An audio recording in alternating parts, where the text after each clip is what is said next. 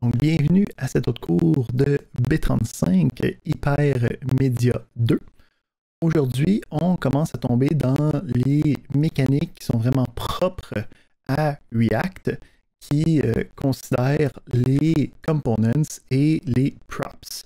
Donc, les components et les props, c'est deux des mécanismes fondamentaux qui vont être disponibles durant l'utilisation de React. On avait parlé des components comme étant des espèces de blocs qu'on pouvait réutiliser dans nos applications web. Donc, on va être capable de construire quelque chose qui va être réutilisable puis qui va être aussi configurable. Donc, je vais mettre le lien de la documentation qu'on va regarder aujourd'hui. Encore une fois, on est dans la documentation officielle de React. OK? Donc, react.js.org pour l'instant.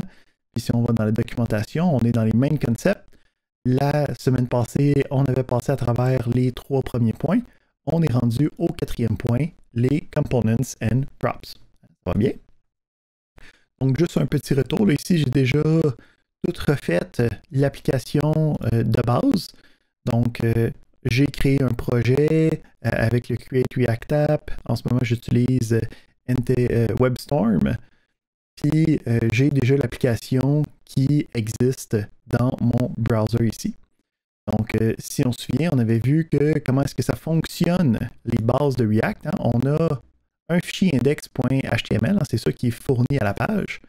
Dans celui-ci, on a un div qui a un identificateur root.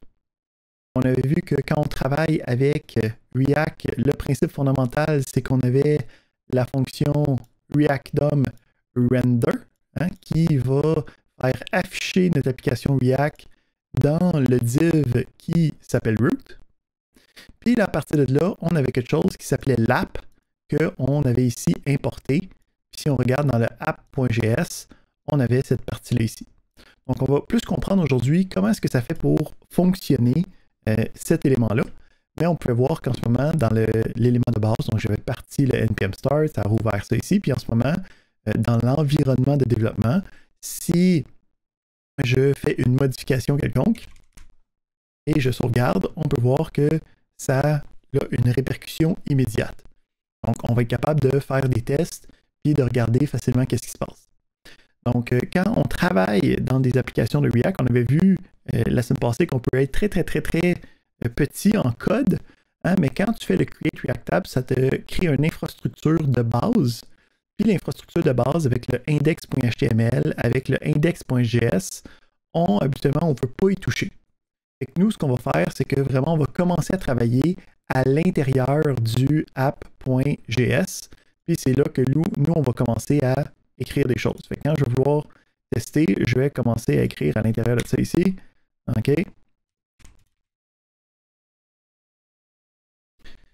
Et ça nous fait, puis ici, on pourrait aussi enlever l'image si on veut vraiment juste avoir les éléments. Donc, je garde ici les class names juste pour que ça garde une belle présentation parce qu'on a du beau CSS qui vient automatiquement avec, là, avec le background bleu, le texte, tout ça. Ça reste beau, fait qu'on peut le garder. C'est pas un problème. Donc, on revient avec le principe fondamental, on a les components.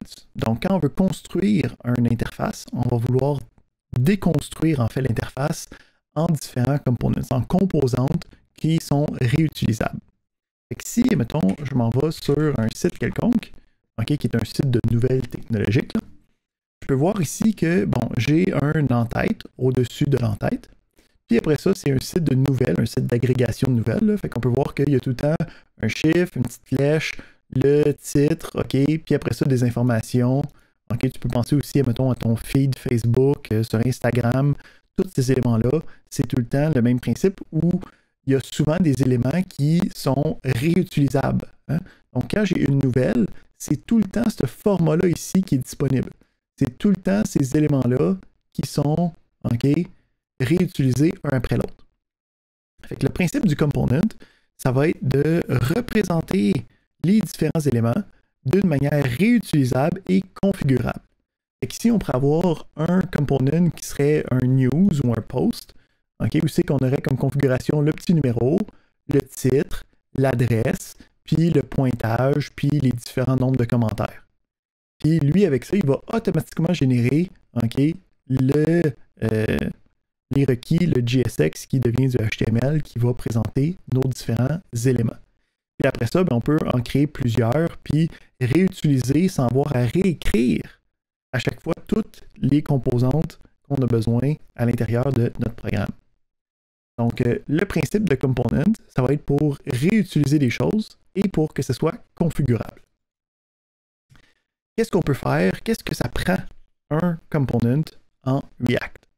Donc, le principe d'un component en React, ça va être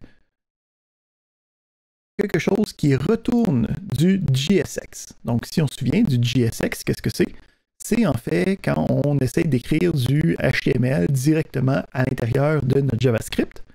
Donc, derrière, là, il y a des choses qui se passent qui sont configurées automatiquement, puis qui fait en sorte que ça ici, ça devient des appels de fonctions avec les bons paramètres, et ainsi de suite. Mais nous autres, on peut le voir comme étant une expression HTML qui va être envoyée. OK? Donc, le principe fondamental de un component en React, c'est d'avoir une fonction qui retourne du JSX. Puis en fait, c'est ça qu'on a directement ici. Hein? Donc, j'ai une fonction, elle s'appelle app, puis elle return. Qu'est-ce qu'elle return? Le contenu de cet élément-là. Okay? Donc, on peut voir qu'on peut avoir des balises, puis on peut avoir des sous-balises, puis tout le kit, ça, c'est pas un problème. Fait que le principe ici, c'est quand je veux avoir un component dans React, je veux avoir une fonction qui retourne du JSX. Puis là, le principe, c'est que entre les deux, je peux avoir d'autres instructions là, qui se passent. Fait que ici, je peux avoir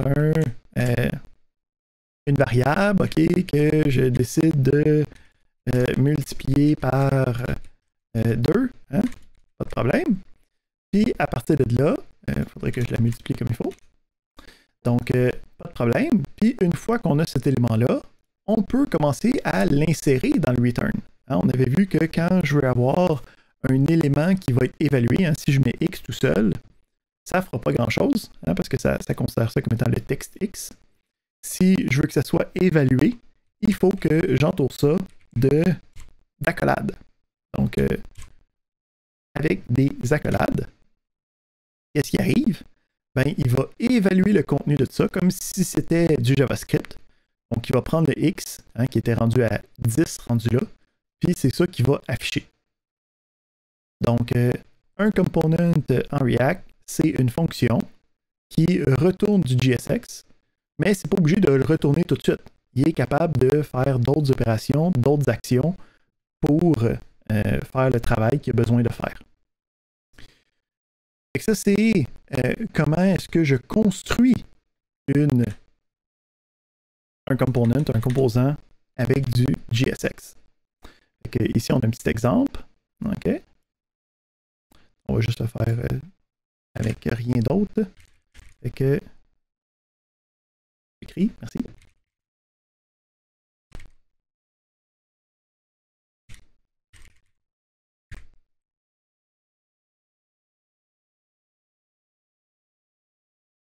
On va juste commencer avec un Hello World. J'ai ici un component qui s'appelle Welcome et qui retourne du JSX. Ici, si on regarde, les deux returns ici sont un peu différents de la manière que c'est écrit. En ce moment, j'ai un return qui est juste une balise avec rien d'autre à l'intérieur. Puis ici, j'ai des balises avec des sous-balises sur plusieurs lignes. Fait qu'on va voir que par convention, puis pour s'éviter des problèmes, quand on a besoin d'écrire des choses sur plusieurs lignes, ce qu'on va faire, c'est qu'on va l'entourer de parenthèses, juste pour être certain qu'ils comprennent bien, puis qu'ils réussissent à parser le contenu pour s'assurer qu'il n'y a pas de problème.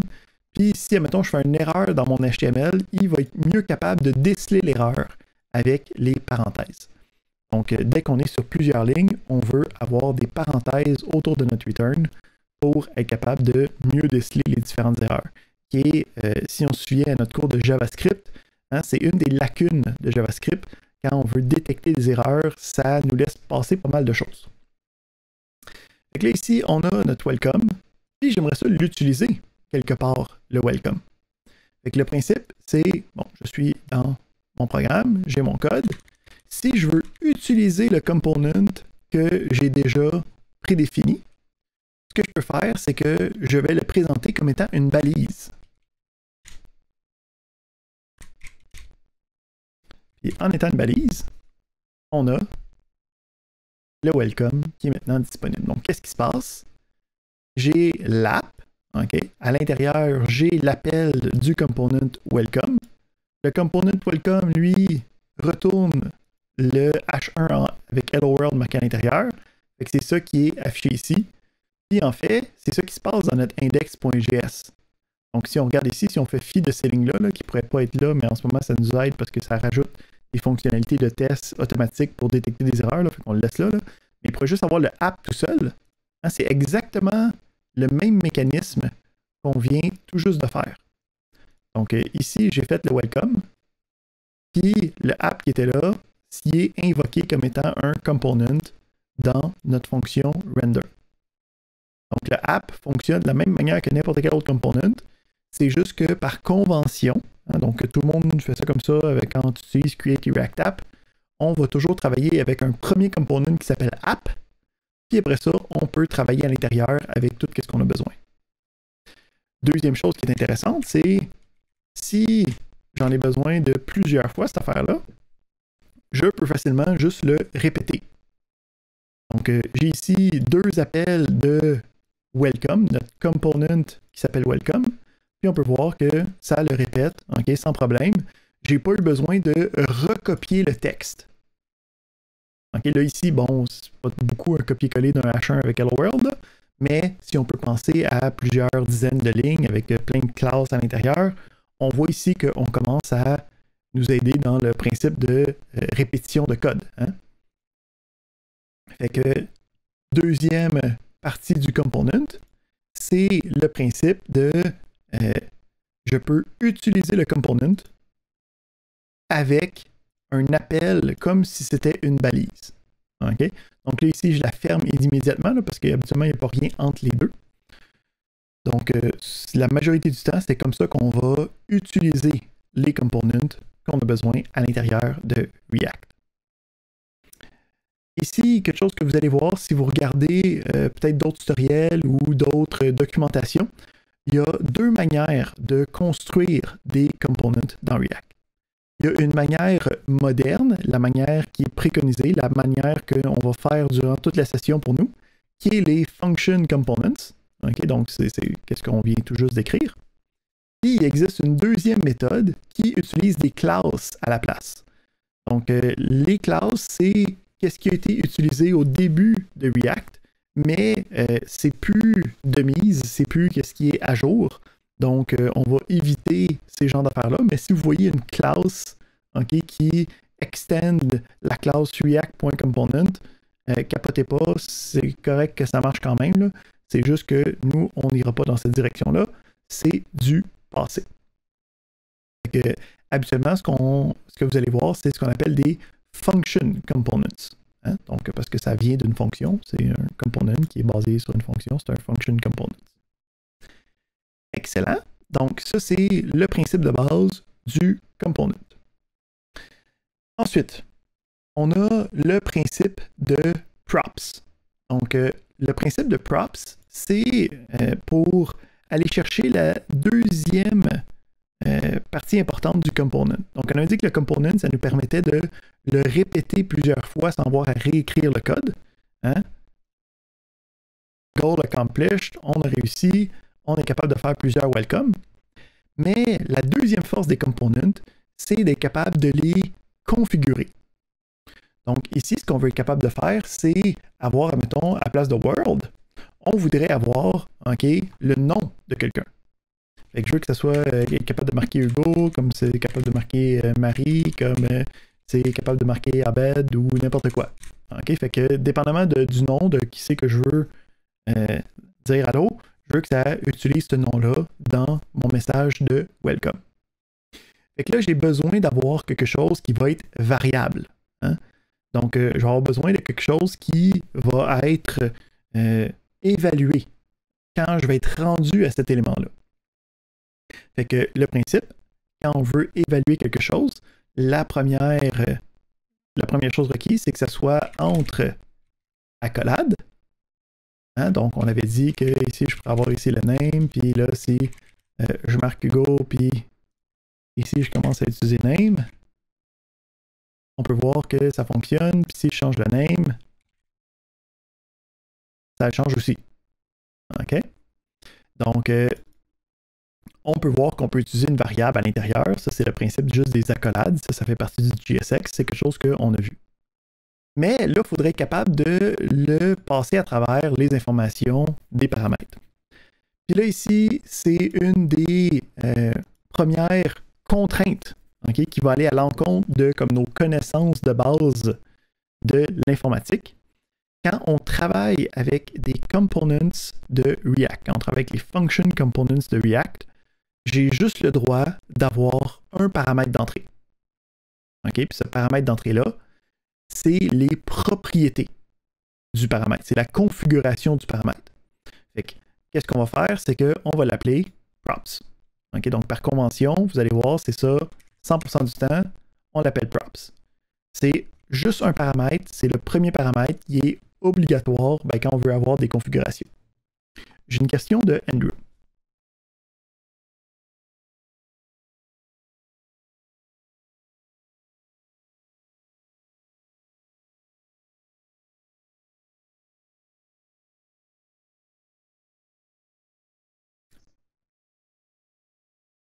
Exact. On va voir qu'on peut faire exactement la même chose, mais il faut passer par un seul paramètre qui est les props.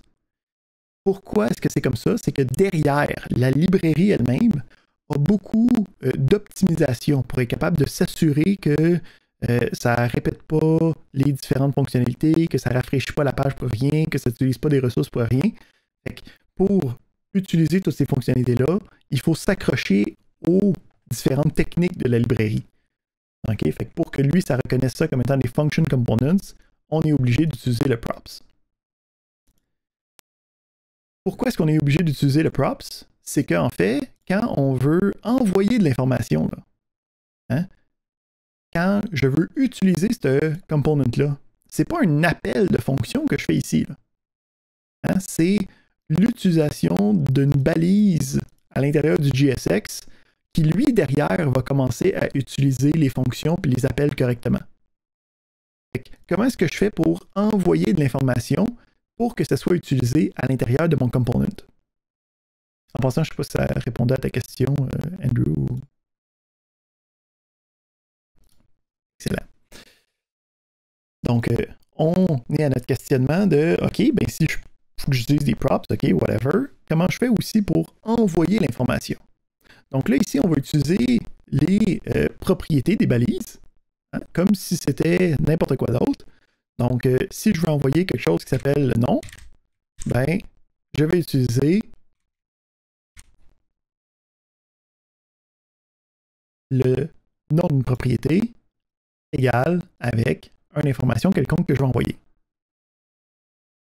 Et React, dans toute sa sagesse et ses connaissances, lui, ce qu'il va faire, c'est que props, ça va être un objet. Hein? Donc, un objet en JavaScript, c'est pas comme un objet en orienté objet. Là. Un objet en JavaScript, c'est beaucoup plus apparenté à un dictionnaire. Ça veut dire qu'on a une affaire qui s'appelle props, puis à l'intérieur de celui-ci, on va avoir la clé name. Puis à l'intérieur de la clé name, il va avoir le résultat que moi, j'ai présenté. Fait que ici, à la place d'avoir names, on va avoir props.name. Là, soudainement, je peux voir que le premier, ça dit Welcome Hugo. Puis là, le deuxième, je peux voir que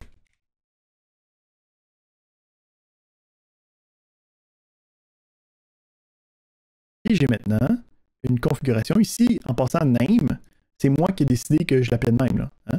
Donc, je peux très bien l'appeler banane.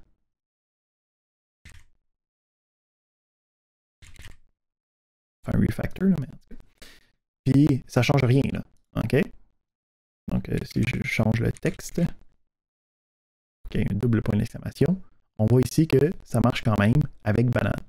Donc, quand j'envoie des informations, je peux les récupérer dans le props. J'ai une question de Luc.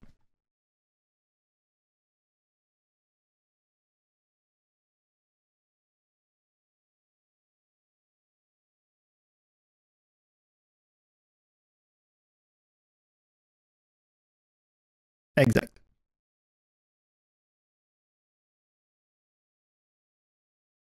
Qu'est-ce que tu verrais comme automatisation? On est pas mal à son minimum, là.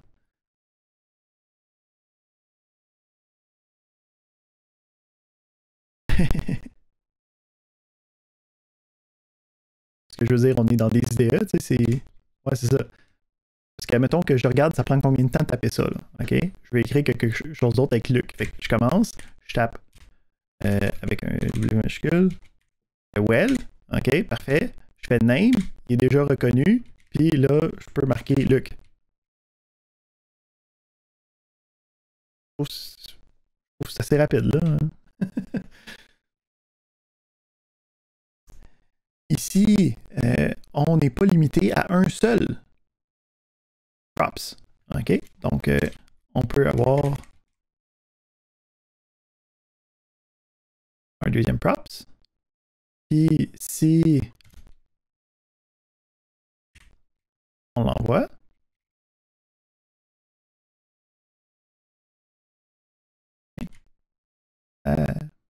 tu écris props pods.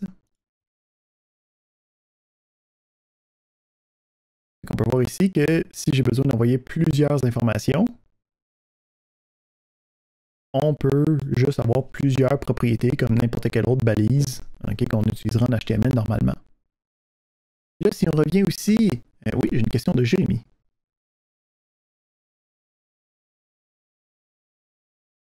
Ben, ici, si c'est une chaîne de caractères, tu n'as pas besoin de mettre les accolades. Si c'est quelque chose qu'il faut qu'il soit évalué, tu vas mettre les accolades. Fait que ici, le principe, c'est que si j'ai besoin d'envoyer une information comme X,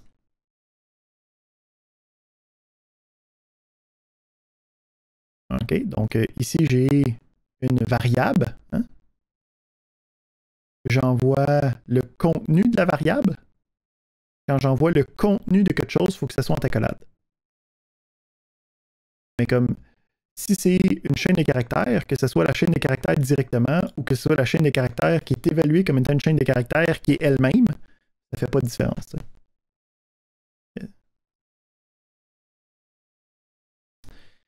T'sais. Autre chose qui est des petits trucs, okay, parce que vous allez voir qu'en React, il y a beaucoup de tips and tricks, comme on dit. Donc, j'ai plusieurs utilisations du welcome qui n'utilisent pas le last. Fait que si je veux avoir quelque chose par défaut, on a eu un opérateur qui était utilisé juste pour ça, qui était l'opérateur de coalescence, qui était le double point d'interrogation. Fait que lui, ce qu'il fait, c'est qu'il check est-ce que ça existe. Si ça existe, ben, tout va bien comme je l'utilise. Mais si ça n'existe pas, je vais utiliser la valeur que tu m'écris après ça ici. J'ai une autre question de Jérémy.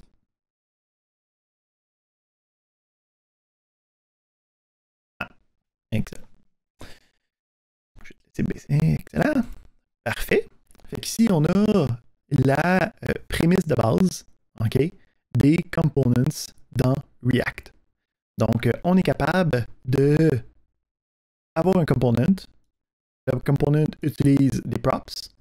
Les props sont ensuite envoyés avec les propriétés des balises de JSX que j'utilise.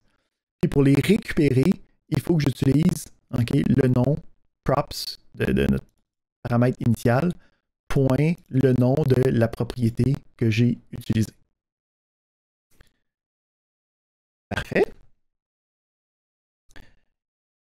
C'est tout ce qu'on avait à dire là-dessus. Un point important, donc il y a beaucoup de possibilités par rapport à l'encapsulation des éléments. On va revenir à ça dans un petit instant. Juste avant de parler de ça, ici, contrairement à justement quand on parlait tantôt, là, on ne peut pas juste faire une fonction avec A et B. Non.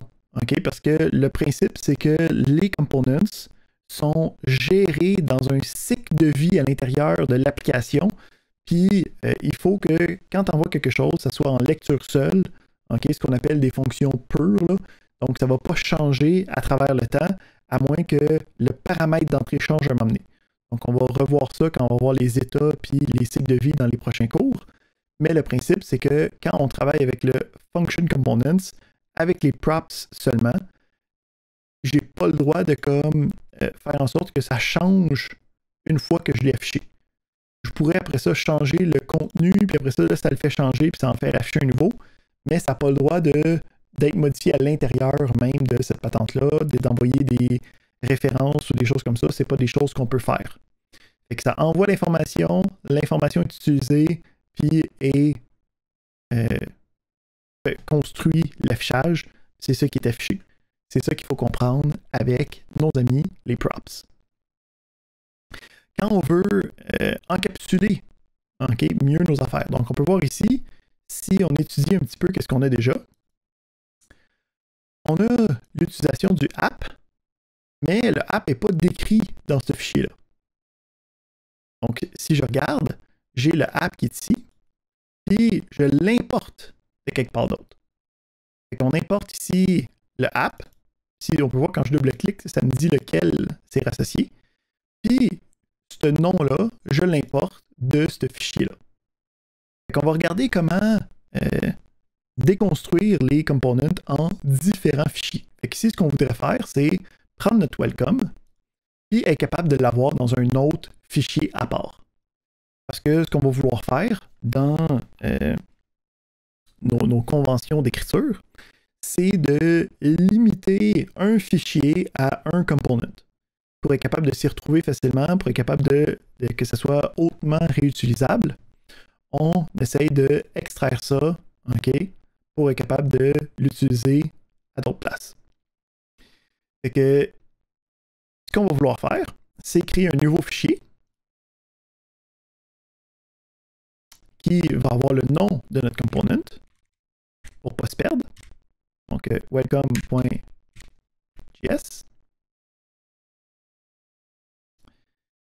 Ici, j'ai le welcome.js. J'ai besoin de... Fait que là, ici, en haut, j'ai mon app.js ici. J'ai mon welcome.js ici. On va essayer de prendre cette affaire-là. Et on va essayer de le mettre à l'intérieur de ça pour qu'on puisse l'utiliser dans notre app. Fait que si on regarde par rapport à notre index.js, comment lui avait fait ça, on avait vu qu'il avait importé le app from app. On va faire la même chose, mais avec welcome à la place.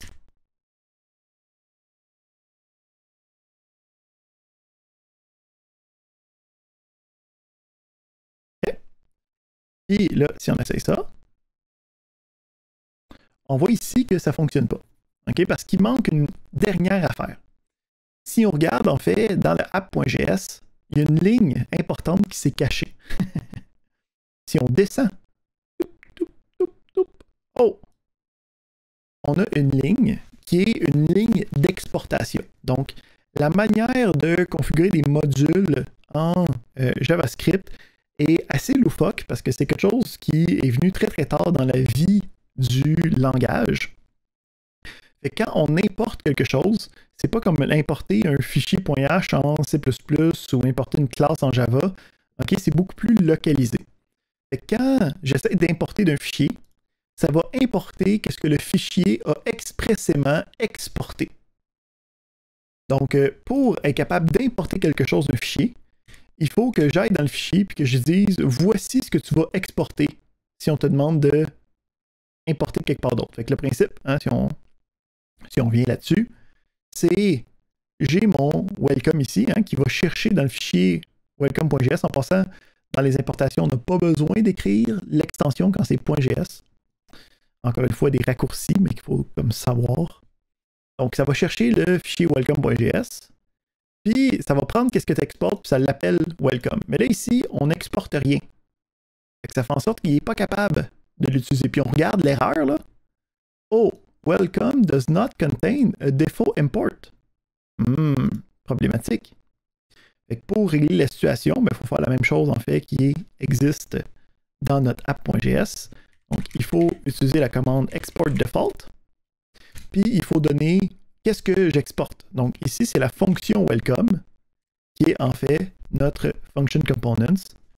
Puis on peut voir que j'ai maintenant un function component app qui utilise welcome, qui est importé d'un autre fichier.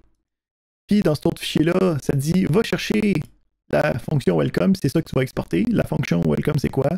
C'est notre function component qu'on vient tout juste de créer avec nos différentes propriétés qui sont utilisées pour représenter le contenu à l'intérieur de notre Hello Person Stranger. Excellent. Donc, ça, c'est ce que je voulais voir avec vous comme matière d'aujourd'hui. Qu'est-ce qu'on va faire avec ça? Bien, si on retourne sur GitHub,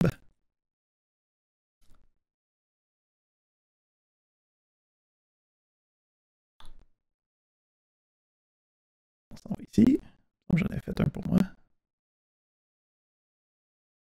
Quelque part. Oui. Excellent. Donc, si on regarde dans les instructions qu'on vous avait demandées, ici, on te demande de créer des components avec des props. Donc, ce qu'on vous demande de faire, c'est de refaire ce que vous avez fait. Donc, si vous avez réussi à avoir différentes quotes, excellent, ça va bien. Mais là, on veut y aller une étape plus loin, puis utiliser ce qu'on a vu aujourd'hui pour être capable de représenter les différents éléments avec un component qui va représenter un des quotes. Okay? Donc, le but, c'est d'avoir un component qui représente un quote avec des propriétés, puis que tu puisses utiliser ce component-là dans ton app, puis tu pourrais, mettons, l'appeler 3 fois, comme j'ai fait ici avec le welcome. À la place d'être des welcome, ça devrait être des quotes qui sont générés de manière aléatoire. Puis à chaque fois que je vais réafficher, faire un refresh, ça devrait être des quotes différents. J'ai une question de Jérémy. Si c'est une nouvelle main, oui.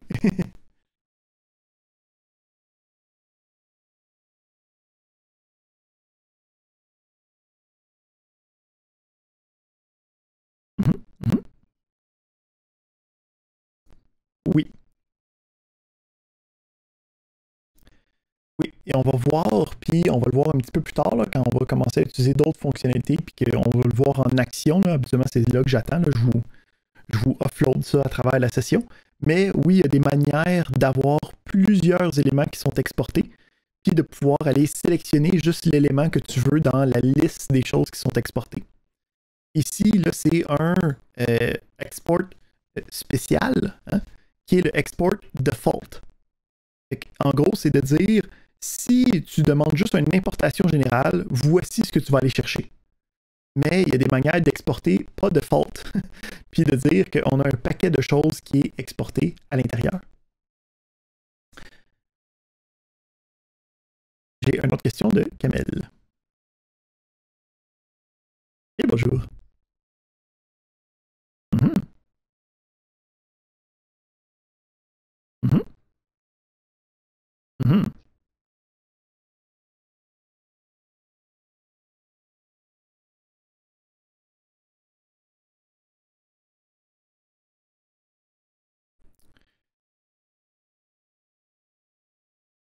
Ouais. Tu parles ici spécifiquement pour la liste des quotes, j'imagine? Oui.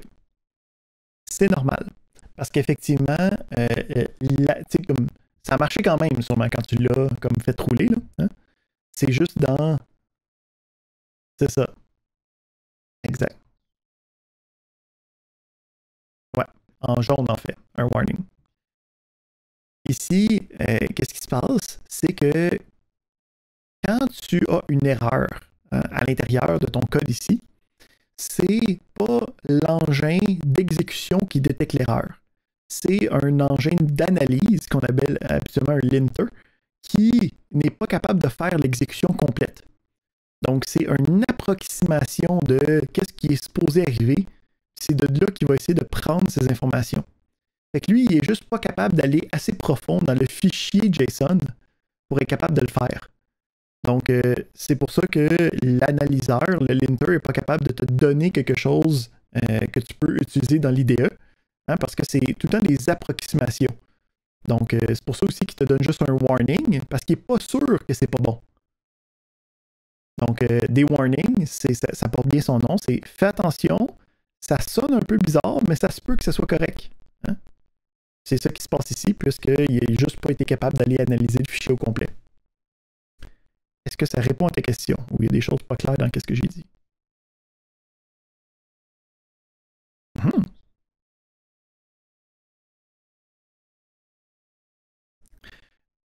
Ben, c'est effectivement du fait que on utilise la fonction require, en fait. Parce que la fonction require, c'est une fonction qui est spécifique. OK, puis là, j'avais juste mis ça pour que ça soit facile d'avoir un tableau sans avoir un paquet de lignes de texte quelque part. Là. Donc, la fonction require qui est utilisée dans le test, là, donc si on s'en va dans le test, puis on s'en va dans la source, hein, on s'en va dans app.js, on a ici le require. Ça, c'est une fonction qui est permise seulement à l'intérieur de Node.js qu'on utilise pour faire rouler toutes nos affaires. Là. Donc, c'est une fonction qui est comme interne à celui-ci, puis qui n'est pas dans le langage en tant que tel. C'est pour ça que l'analyseur, il n'est pas capable de savoir c'est quoi le résultat d'une fonction. Il n'est pas capable de t'aider autant qu'il pourrait. Il y a une approximation, mais il n'est pas capable de faire la job au complet. Donc, c'est pas le fait que c'est JSON, c'est le fait qu'on utilise le require pour comme se faciliter la vie de juste dire voici la liste, vous pouvez l'utiliser, bonne chance.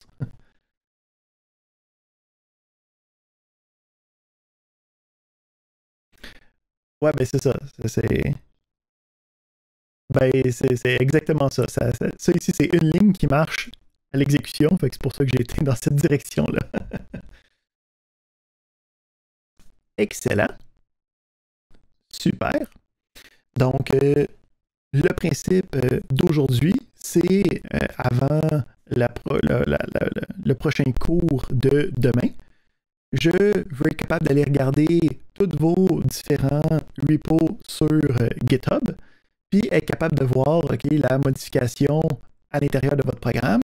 Je veux avoir un nouveau fichier, au moins un nouveau fichier qui est, puisque tu peux en faire deux si tu veux, c'est dépendamment de comment tu te sens, mais au moins un nouveau components qui va représenter l'affichage d'une citation, qui va recevoir les props, qui va être capable de travailler à l'intérieur, puis qui est intégré dans le app.js qu'on a déjà.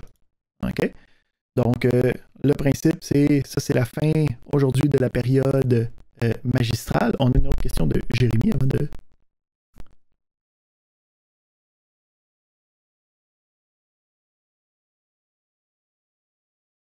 Mhm. Ben non, mais c'est parfait.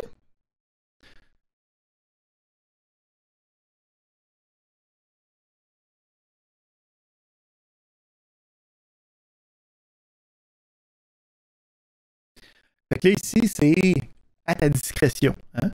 Parce que tu peux y aller de différentes manières. Donc, ton idée est très bonne, c'est de faire ça dans des petites boîtes, hein, des fonctions, c'est excellent. Fait que là, est-ce que tu vas vouloir faire que j'utilise la fonction dans mon programme principal, puis est-ce que j'envoie le résultat avec un props? Ou sinon, tu peux aussi dire, ben, je vais rajouter une fonction dans mon welcome.js, une fonction normale, pas un component, puis je vais pouvoir donc utiliser cette fonction à l'intérieur de ce component-là. Donc, différentes approches. Dans le monde de React, il y a beaucoup de solutions, peu de solutions divines. Fait que, il y a beaucoup ici de manières de faire. C'est juste qu'il faut être capable de défendre la manière de faire. C'est ça l'important. Puis c'est ça qu'on va faire quand moi je vais regarder votre code. Puis je je vais revenir, je veux dire. Avais-tu pensé à cette option-là, tu sais? Mhm,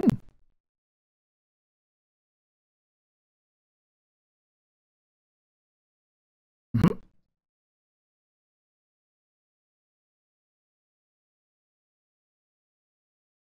mhm.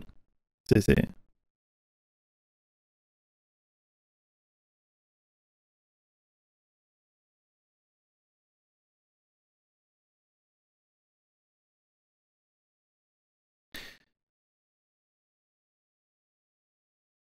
Ben, si tu as juste une fonction, tu sais, comme ici, on dit que tu as le droit d'avoir un component par fichier, hein, mais tu peux avoir une fonction avec.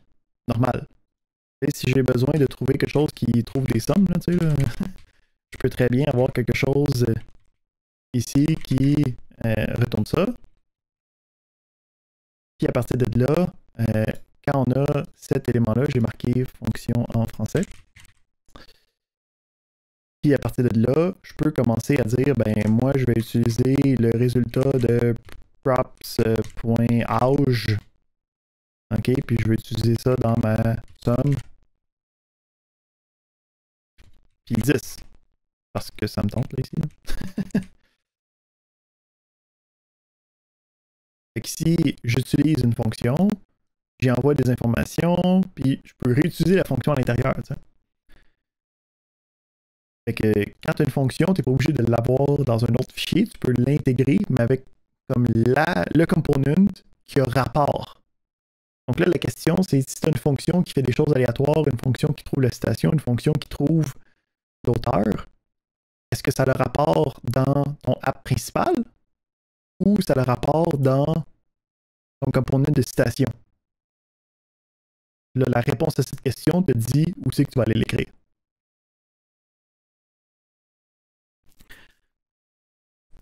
Ici, il y a certainement un principe de